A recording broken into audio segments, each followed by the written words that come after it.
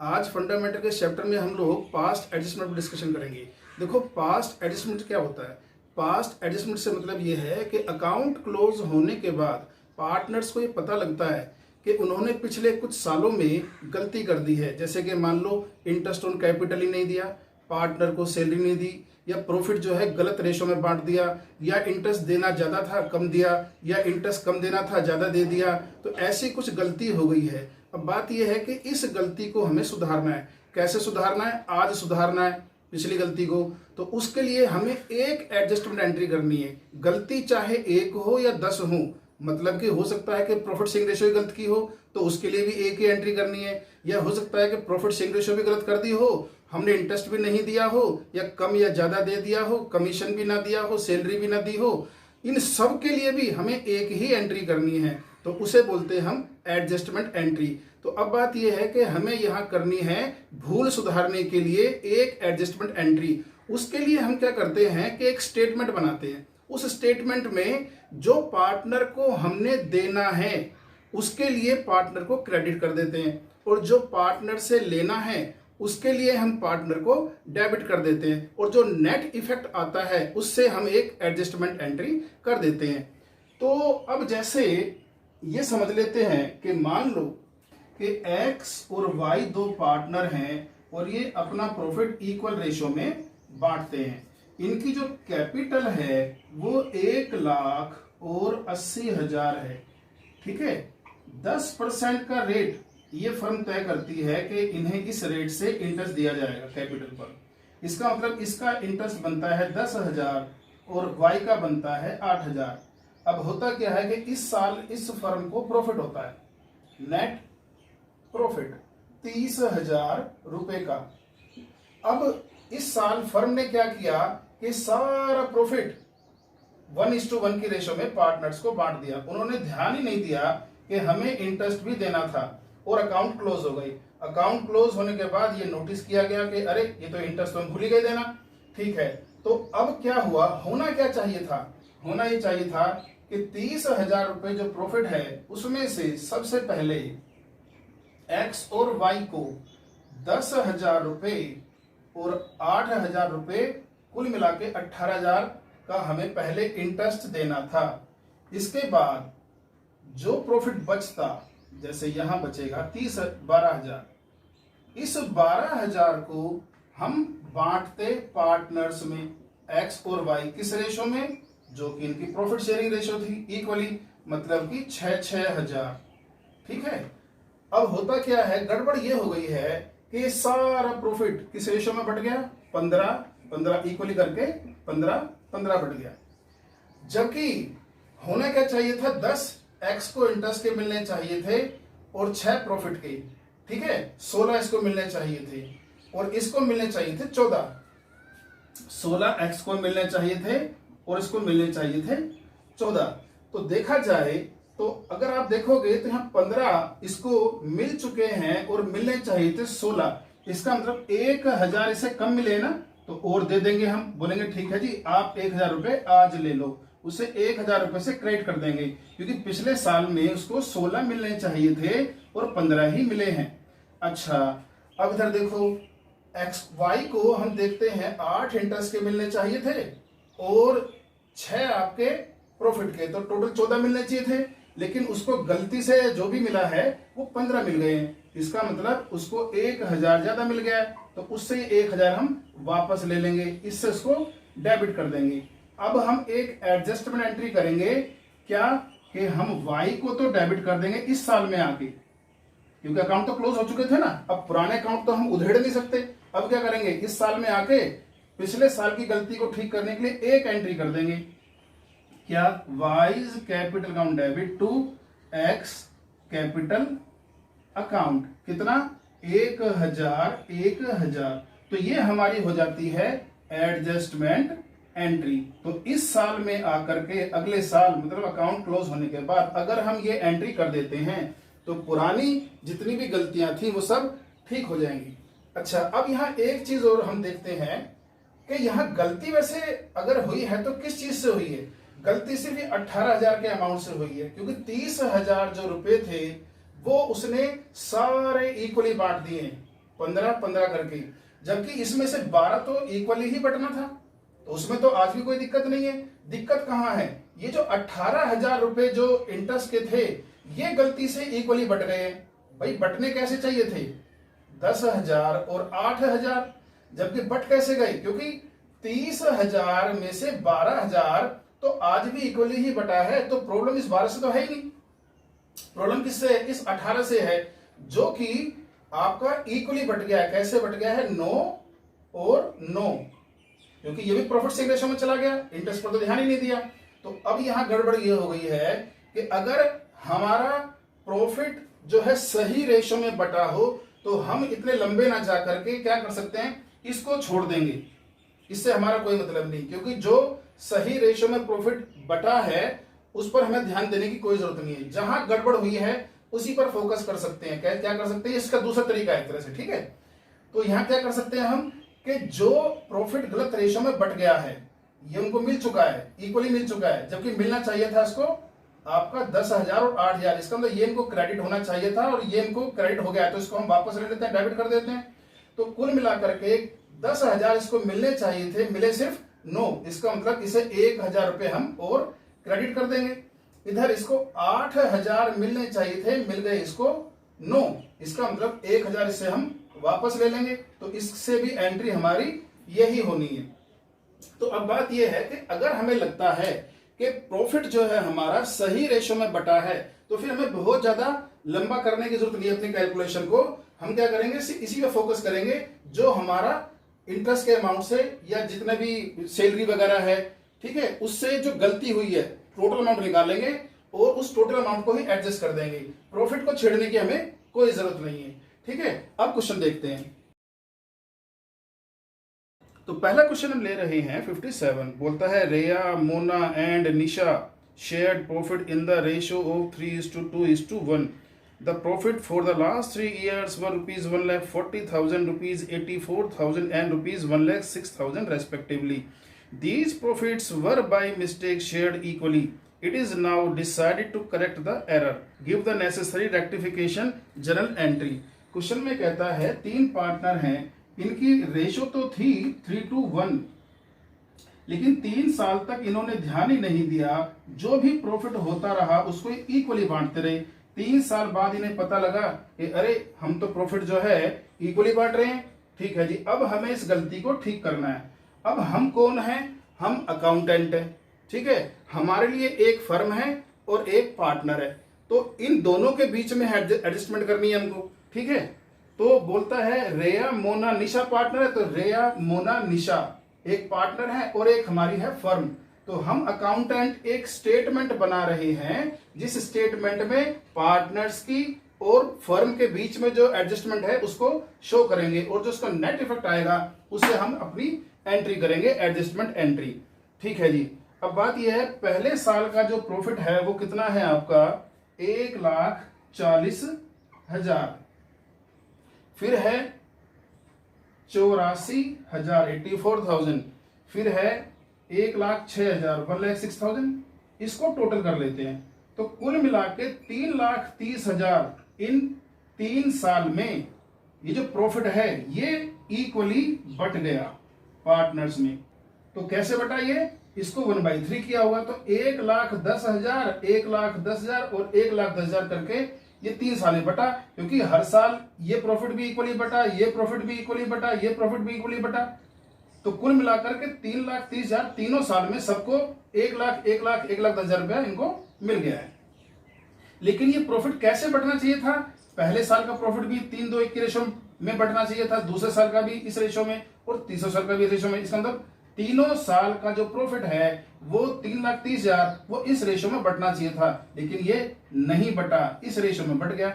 अब हम क्या करते हैं, देखो अगर प्रॉफिट ही गलत रेशो में बढ़ जाए तो हमारे पास कोई ऑप्शन नहीं है, फिर हम क्या करेंगे, सारा प्रॉफिट वापस लेंगे, उसी रेशो में वापस लेंगे जिस रेशो में हमने पार्टनर्स को दिया था, ठीक है, और नई रेशो में उसको, या जो सही रेशो है, करेक्ट रेशो है, उसमें पार्टनर्स को प्रॉफिट बांट देंगे। खैर, अब हमारी जो रॉन्ग रेशो है वो है 1 1 और 1, जिस रेशो में प्रॉफिट बढ़ चुका है उसी रेशो में प्रॉफिट वापस ले लेते हैं, ठीक है। तो प्रॉफिट wrongly credited, ये स्टेटमेंट बना रहे हैं हम, किस रेशो में वापस ले रहे हैं, जिस रेशो में गलती से हमने बांट दिया था। तो 3 साल की अलग अलग कैलकुलेशन ना करके हम इकट्ठा कर देते हैं, क्या कि 1,10,000 रेया को मिला 3 साल में, 1,10,000 मोना को मिला, 1,10,000 निशा को मिला। तो ये हमने प्रॉफिट इनसे वापस ले लिया। वापस लेने के लिए इनको अकाउंट को हम क्या करते हैं, डेबिट कर देते हैं जी। ठीक है, अगर ये तीनों लोगों से या तीनों पार्टनर से हमने प्रॉफिट वापस ले लिया तो फर्म के पास तो फिर से 3,30,000 रुपए आ गए। ये फर्म के अकाउंट को हमने क्रेडिट कर दिया, क्योंकि हम तो अकाउंटेंट है, हमारे सामने पार्टनर है और फर्म है, तो हमने पार्टनर से प्रॉफिट सारा वापस लिया और फर्म के अकाउंट में डाल दिया। अब ये जो प्रॉफिट फर्म के अकाउंट में क्रेडिट हो गया है, इसको वापस बांट देते हैं किस रेशो में, जिस रेशो में बटना चाहिए था। तो profit should have been credited किस रेशो में, 3:1। तो अब इसको 3,30,000 को हम बांट देते हैं, डिवाइड बाय 6 की कितने यूनिट हो रहे हैं टोटल, 3:1, 6 यूनिट हो रहे हैं हमारे, इससे डिवाइड किया, 1 यूनिट आ गया प्रॉफिट का 55,000 का। इसको एक बार 3, एक बार 2, एक बार 1।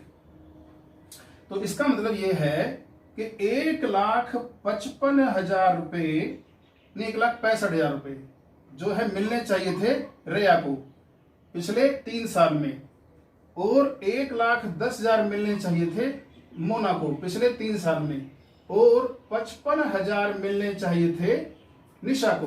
तो ठीक है, इनको ये हम क्रेडिट कर देते हैं। अब इनको मिलने चाहिए थे, मिले नहीं, तो कुल मिलाकर के ये सारा प्रॉफिट बटेगा कितना, 3,30,000 बढ़ जाएगा। तो देखो, फर्म के पास पार्टनर से वापस आए 3,30,000 और यही सही रेशो में फिर बट गए 3,30,000, तो फर्म के पास कुछ बचा क्या, नहीं बचा, तो फर्म का तो जीरो होना ही होना है। अब यहां होगी असली एडजस्टमेंट। रेया को देने हैं 1,10,000 फर्म को, और उस फर्म से लेने हैं 1,65,000, तो कुल मिलाकर ये फर्म जो है 55,000 रुपए इसको देगी, क्योंकि इसका क्रेडिट ज्यादा है। ठीक है, तो ये क्या है आपकी एडजस्टमेंट।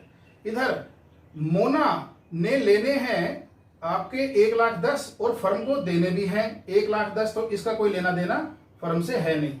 इधर निशा जो है वो फर्म उसको देगी 55,000, लेकिन उससे लेगी 1,10,000। कुल मिला के निशा से फर्म लेगी कितने, 55,000। तो बात यह है, नेट इफेक्ट यह है फर्म के लिए या हमारे लिए, हम अकाउंटेंट है, कि हमें निशा से 55,000 रुपए लेने हैं और रेया को 55,000 रुपए देने हैं। ये डेबिट क्रेडिट बराबर हो जाना चाहिए। तो अब इसकी एंट्री क्या बनेगी, एंट्री बनेगी निशा कैपिटल अकाउंट डेबिट टू रेया कैपिटल अकाउंट, कितना, 55,000। ठीक है, तो इस तरह से ये एंट्री हो जाएगी। तो अब आप यहां नरेशन लिख सकते हो, being adjustment entry made for profit wrongly credited in equal ratio instead of 3:1। Okay, narration आपको बस टीचर को समझानी है कि हमने एंट्री क्यों की, आप किसी भी तरह से लिख सकते हो। दूसरी चीज, ये जो स्टेटमेंट हम बनाते हैं एडजस्टमेंट की, जिसके बाद हमने ये एंट्री की है, ये आप कैसे भी करो। कई बार हमें डेबिट क्रेडिट हर पार्टनर का कॉलम बनाते हैं, ठीक है, तो उसमें थोड़ी काम बढ़ जाता है, लेकिन आप वैसे भी कर सकते हो। तो ये अपने आप में सिर्फ वर्किंग है, इसका और कोई रोल नहीं है। ठीक है, आप वैसे जैसे मर्जी कर सकते हो उसको, लेकिन मतलब ये है कि आंसर हमारा सही आना चाहिए, नंबर आपको इस एंट्री के मिलने हैं। ठीक है, तो अब नेक्स्ट क्वेश्चन करते हैं। नेक्स्ट क्वेश्चन है 58, बोलता है P and Q were partners in a firm sharing profits and losses equally. Their fix capitals were 2 lakh and 3 lakh respectively, the partnership did provided for the interest on capital at the rate 12% per annum. For the year ended 31st March 16, the profits of the firm were distributed without providing interest on capital. Pass necessary adjustment entry to rectify the error. Question में बोलता है कि partners की capital थी P Q की 2 लाख और 3 lakh, P की और क्यू की. ठीक है जी. अब फर्म ने अलाउ किया था इनको इंटरेस्ट 12%. ठीक है, इसका मतलब इसको 24,000 रुपये इंटरेस्ट मिलना चाहिए था पी को, और इसको 36,000. कुल मिला के फर्म को 60,000 रुपये तो इंटरेस्ट के देने चाहिए थे अपने प्रॉफिट में से. लेकिन फर्म ने क्या किया, सारा प्रॉफिट इक्वल रेशियो में बांट दिया. इसका मतलब मान लेते हैं अगर 3 लाख रुपए का प्रॉफिट हुआ होगा तो 3 लाख में से 60,000 लेस होकर 2,40,000 तो इक्वली ही बटना चाहिए था, और 60,000 जो है वो 24,000 और 36,000 के रूप में बटना चाहिए था. लेकिन हुआ क्या है कि जितना भी प्रॉफिट है, मान लो 30 का 30, वो इक्वली बट गया, जिस चक्कर में इंटरेस्ट का अमाउंट जो बटना चाहिए था 60,000 रुपए, वो भी इक्वली बट गया. तो अब हमें क्या करना है, हमें इस बात से कोई मतलब नहीं है कि फर्म को प्रॉफिट कितना हुआ था. क्यों भाई, जितना भी प्रॉफिट हुआ हो, चाहे 10 लाख रुपए हुआ हो, उसमें से गड़बड़ तो सिर्फ इस 60,000 के अमाउंट से है ना. ये आपका इक्वली बट गया, आपको बटना चाहिए था वो आपका 24,000 और 36,000. ठीक है, क्योंकि इंटरेस्ट निकालने के बाद जितना भी प्रॉफिट है वो तो इक्वली ही बटा होगा. इसका मतलब उसमें कोई गड़बड़ नहीं है. अगर 1 लाख प्रॉफिट हुआ होगा तो 60,000 निकाल करके 40,000 इक्वली बटना चाहिए था. ठीक है, अगर 2 लाख प्रॉफिट हुआ होगा तो 60,000 निकाल करके 1,40,000 इक्वली बटना चाहिए था. तो खैर वो तो इक्वली बटा ही है. गड़बड़ ये है कि उसके साथ ये भी इक्वली बट गया है. तो वो तो ठीक है, आपका जितना भी प्रॉफिट बचता आपका इंटरेस्ट लेस करने के बाद, वो तो इक्वली ही बटना चाहिए था और इक्वली ही बटा भी है. प्रॉब्लम यहां ये है कि ये इक्वली बट गया है, जो कि बटना चाहिए था आपका 24,000 और 36,000. तो हम सिर्फ इसी अमाउंट को पकड़ेंगे. अब अकाउंटेंट बोलेगा पार्टनर से कि ठीक है, आपको मैंने इंटरेस्ट देना है ना, तो एक काम करो, ये प्रॉफिट तो आप ही के पास है क्योंकि प्रॉफिट तो आपको बढ़ चुका है. तो एक काम करो, इंटरेस्ट मैं आपको दे देता हूं, जितना प्रॉफिट इंटरेस्ट के बराबर वो मुझे आप वापस कर दो उसी रेशो में जिस रेशो में आपको वो बढ़ चुका है. ठीक है, तो अकाउंटेंट क्या करेगा, सबसे पहले प्रॉफिट को वापस लेगा. कौन सा, जो गलती से बढ़ गया है, प्रॉफिट रॉन्गली डिस्ट्रीब्यूटेड. किस रेशो में, 1:1. कितना, जितना इंटरेस्ट बनता था, इंटरेस्ट कितना बनता था आपका 60,000, तो इतना ही प्रॉफिट वापस लेगा क्योंकि उसे इंटरेस्ट तो देना है. तो इंटरेस्ट के बराबर अमाउंट से वापस लेगा, क्योंकि प्रॉफिट तो सारा पार्टनर के ही पास है, बस रेशो ही तो गलत हो गई है. ये 60,000 भी पार्टनर के ही पास है, बस इक्वली चला गया, इतना फर्क है. तो उनसे उसी रेशो में वापस ले लेगा जिस रेशो में प्रॉफिट उनको मिला है. ठीक है, तो किस रेशो मिला है, इक्वली. इसका मतलब 30,000 पी से लेगा, डेबिट करेगा उसको लेने के लिए, और 30,000 क्यू से लेगा, इसको भी डेबिट करेगा. इससे फर्म के पास 60,000 रुपए आ जाएंगे वापस. तो फर्म का अकाउंट क्रेडिट हो जाएगा. ठीक है, अच्छा, अब फर्म के पास 60,000 आ गए. अब अकाउंटेंट क्या करेगा, उनको 24,000 और 36,000 रुपए दे देगा. तो interest should have been credited at the rate 12% per annum. तो 24,000 इसको इंटरेस्ट दे देते हैं जी, और 36,000 इसको. इसका मतलब देने के लिए ये अकाउंटेंट पार्टनर क्रेडिट करेगा, और ये क्योंकि प्रॉफिट फर्म के अकाउंट से निकला है तो 60,000 रुपया फर्म को डेबिट हो गया. इसलिए फर्म का क्रेडिट पार्टनर का डेबिट होता है, फर्म का डेबिट पार्टनर का क्रेडिट होता है. क्योंकि इसके अकाउंट से निकलेगा तो इनके अकाउंट में जाएगा, इनके अकाउंट से निकलेगा तो इसके अकाउंट में आएगा. ठीक है, अब इसको 60,000 रुपए वापस आए थे फर्म को, और 60,000 रुपए निकल गए, इसके पास कुछ नहीं बचा. अब यहां है एडजस्टमेंट, उसे हमें क्या करना है, 30,000 रुपए पी से हमें लेने हैं, लेकिन उसको 24 देने हैं. तो हम बोलेंगे ठीक है भाई, आप एक काम करो, आप जो है हमें 6,000 रुपए दे दो बस. इधर क्यू को 30,000 हमने उससे लेने हैं और 36 उसको देने हैं. तो इससे बोलेंगे ठीक है जी, आप ये 6,000 रुपए पकड़ो. एडजस्टमेंट हो गई. अब इसकी एंट्री कर देते हैं. अब क्वेश्चन में बोलता है कि पार्टनर की जो कैपिटल थी वो फिक्स थी. अगर फिक्स कैपिटल होती है तो अकाउंट दो बनते हैं, एक कैपिटल अकाउंट और एक करंट अकाउंट, और सारी एडजस्टमेंट कैपिटल को छोड़ के कहां जाती है, करंट अकाउंट में। इसका मतलब ये भी जो एडजस्टमेंट है वो करंट अकाउंट के थ्रू ही होगी। तो हम यहां पर एंट्री करेंगे, क्या डेबिट कौन है, P, P's current account debit to Q's current account. अब मैं नरेशन नहीं लिख रहा हूं, आप लिख लेना, बस टीचर को आपको समझाना है कि एंट्री हमने क्यों की है। तो ये है आपका 6,000 रुपए, ठीक है। तो ये क्वेश्चन इस तरह से हुआ। अब नेक्स्ट क्वेश्चन, नेक्स्ट क्वेश्चन है 59, बोलता है profit earn by a partnership firm for the year ended 31 March 18 were distributed equally between the partners Pankaj and Anu without allowing interest on capital. Interest due on capital was Pankaj 3,000 and Anu 1,000. Pass necessary adjustment entry. Question में इसने हमें interest calculate करके दे दिया। बोलता है कि ये जो इंटरेस्ट है ये पार्टनर्स को दिया ही नहीं गया है, और गलती ये हुई है कि जितना भी प्रॉफिट है वो इक्वली बांट लिया गया है। इसका मतलब हम ये मानते हैं कि इस इंटरेस्ट को छोड़ करके, मतलब कि 3,000 और 1,000 पंकज और अनु का इंटरेस्ट छोड़ के कुल मिला के 4,000, बाकी जितना भी प्रॉफिट हुआ होगा, मान लो 1 लाख हुआ, तो इस इंटरेस्ट को छोड़ करके बाकी जो 96,000 है वो तो बिल्कुल ठीक बटा होगा। तो प्रॉब्लम ये है कि बाकी प्रॉफिट से हमें कोई दिक्कत नहीं है। दिक्कत कहां है, इस 4,000 के अमाउंट से दिक्कत है। तो इस प्रॉफिट को, क्योंकि ये जो 3,000 और 1,000 करके बटना चाहिए था, ये भी इक्वली बट गया है। क्वेश्चन में बोल रहा है क्या, कि वो इक्वली बट गया है। तो सबसे पहले जो प्रॉफिट है किसका, इंटरेस्ट के बराबर जो प्रॉफिट है उसको हम वापस लेंगे उसी रेशो में जिस रेशो में गलती से बट गया है। तो पहले हम वापस ले लेते हैं। तो यहां प्रॉफिट रोंगली क्रेडिटेड, ठीक है, किस रेशो में, 1:1।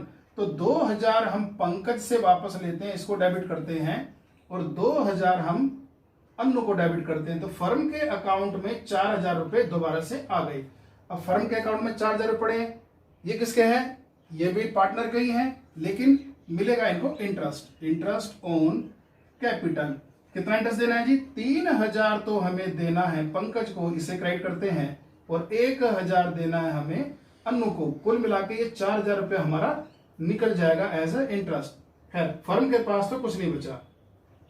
अब एडजस्टमेंट ये कहती है कि 2,000 हमें पंकज से लेने हैं और 1,000 उसको देने हैं इंटरेस्ट की। तो 1,000 रुपए हमें उसे देने ही हैं। इधर 2,000 रुपए हमें उससे लेने हैं और 1,000 रुपए उसको देने हैं। तो कुल मिला के 1,000 रुपए हमने उससे लेने हैं।